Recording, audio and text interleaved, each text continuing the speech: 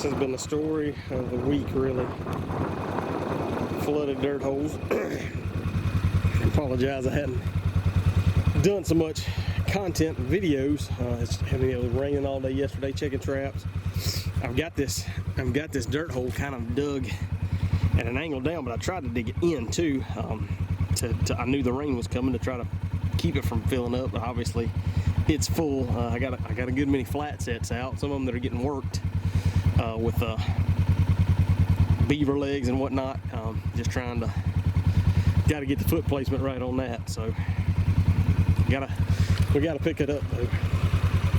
Well, we didn't get skunked, but we still got probably just under half the trap to check. Got this possum. I just put this set in yesterday. It started raining on me, but I used a beaver tail, just kind of a flat set, again to keep working in the rain, and set 2 traps to try to ensure that if I had a visitor, I called him, and it worked.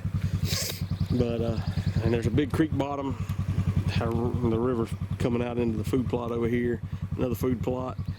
I thought this would be a good spot. You can kind of see a trail, faint trail that comes, and I don't know if you can see it or not. You can kind of see it going down through there. So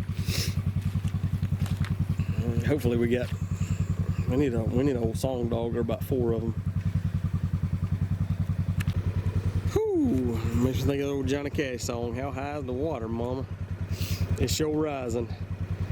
I think we're done with the rain today, but it's supposed to come right back in tomorrow, so maybe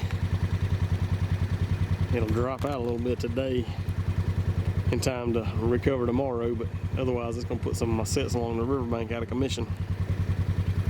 Man, I had this beautiful double dirt hole set here since the beginning.